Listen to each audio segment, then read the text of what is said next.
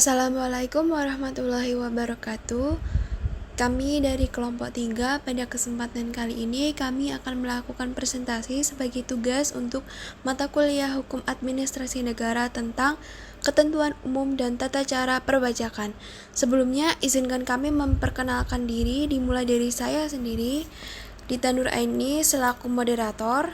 Lalu selanjutnya ada Renvil Fahrezi dengan NIM 316 sebagai pemateri pertama. Lanjut Putri Amalia Roida dengan NIM 332 sebagai notulensi. Selanjutnya Riza Zakia sebagai pemateri ketiga dengan NIM 371. Lalu Zawa Zabela Putri dengan NIM 373 sebagai pemateri keempat. Lalu ada Ica Nur Safitri dengan NIM 388 sebagai pemateri kelima. Lalu yang terakhir ada Muhammad Muhtadin sebagai pemateri keenam. Untuk slide dasar hukum akan dibacakan oleh pemateri pertama yaitu Renvil Fahrezi. Untuk yang bersangkutan dipersilahkan. Baik moderator, yang pertama 1. Dasar hukum.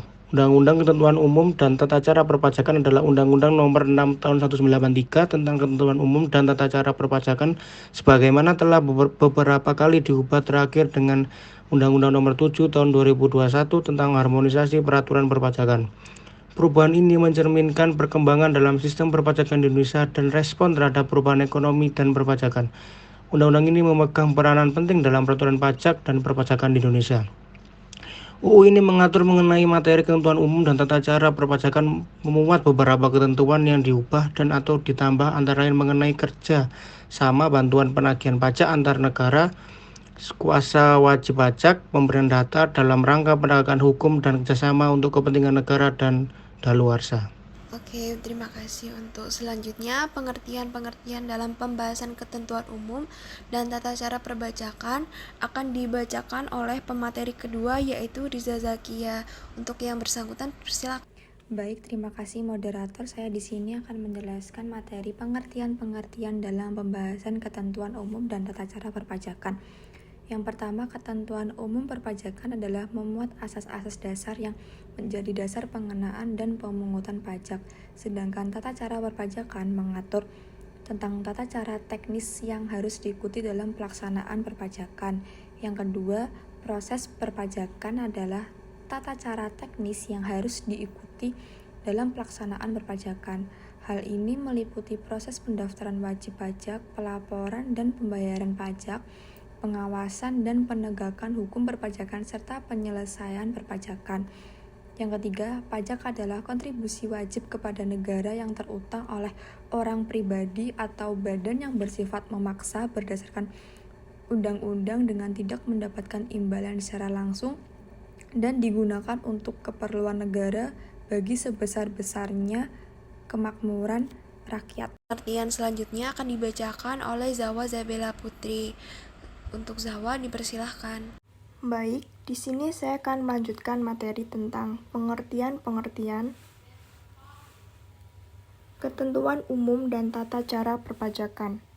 Yang keempat, wajib pajak adalah orang pribadi atau badan, meliputi pembayaran pajak, pemotong pajak, dan pemungut pajak yang mempunyai hak dan kewajiban perpajakan sesuai dengan ketentuan peraturan perundang-undangan perpajakan. Yang kelima, masa pajak adalah jangka waktu yang menjadi dasar bagi wajib pajak untuk menghitung, menyetor, dan melaporkan pajak yang terutang dalam suatu jangka waktu tertentu, sebagaimana ditentukan dalam undang-undang. Yang keenam, tahun pajak adalah jangka waktu 1 tahun kalender, kecuali bila wajib pajak menggunakan tahun buku yang tidak sama dengan tahun kalender. Terima kasih, saya kembalikan ke moderator. Oke, baik, terima kasih. Untuk materi selanjutnya akan dibacakan oleh pemateri keempat yaitu Wela. Untuk Wela dipersilahkan. Baik, selanjutnya adalah pengertian dari kredit pajak, surat paksa, dan kredit pajak untuk pajak penambahan nilai. Untuk pengertian kredit pajak itu sendiri adalah jumlah pajak yang sudah terhitung dan terbayarkan oleh wajib pajak. Selanjutnya, surat paksa. Surat paksa adalah surat perintah membayar utang pajak dan biaya penagihan pajak. Dan yang terakhir, kredit pajak untuk pajak penambahan nilai adalah pajak masukan yang dapat dikreditkan setelah dikurangi dengan pengembalian pendahuluan kelebihan pajak atau setelah dikurangi dengan pajak yang telah dikompensasikan yang dikurangkan dari pajak yang terutang. Terima kasih. Untuk selanjutnya yaitu akan dibacakan oleh pemateri kelima yaitu Ica. Untuk Ica dipersilahkan. Baik, di sini saya akan menjelaskan tentang materi tahun pajak. Tahun pajak dalam ketentuan umum dan tata cara perpajakan mengacu pada periode waktu yang digunakan untuk menghitung dan melaporkan pajak, penghasilan individu dan badan serta untuk melaksanakan prosedur perpajakan sesuai dengan ketentuan hukum pajak yang berlaku.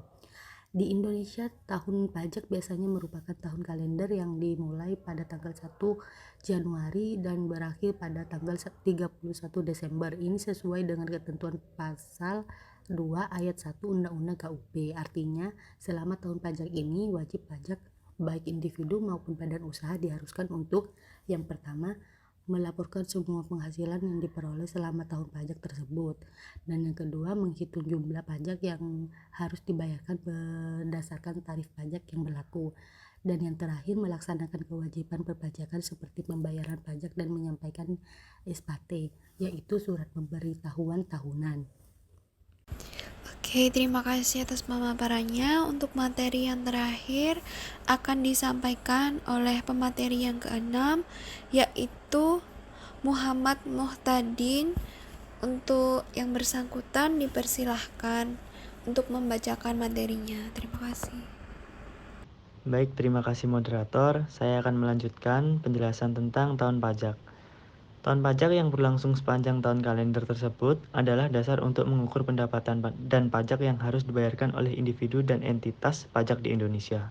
Selain itu, KUP juga menyediakan ketentuan-ketentuan khusus untuk berbagai jenis pajak, seperti pajak penghasilan, pajak pertambahan nilai atau yang disebut dengan PPN, pajak bumi dan bangunan disebut dengan PBB, dan lain sebagainya. Yang kedua, wajib pajak. Baik individu maupun badan usaha harus memahami dengan baik tahun pajak yang berlaku dan mematuhi semua ketentuan perpajakan yang terkait agar dapat mematuhi hukum perpajakan dan menghindari potensi sanksi atau masalah hukum. Selain itu, penting untuk selalu mengikuti perkembangan aturan perpajakan dan melakukan pelaporan pajak secara tepat waktu. Baik, terima kasih. Saya kembalikan ke moderator. Oke, terima kasih. Untuk menutup presentasi kita pada hari ini, kita akan mendengarkan kesimpulan dari bagian notulensi. Selaku Putri Amalia Roida dipersilahkan untuk membacakan kesimpulan presentasi kita pada malam hari ini. Baik, terima kasih kepada moderator. Di sini saya selaku notulen akan membacakan tentang kesimpulan dari materi yang telah disampaikan oleh kelompok saya.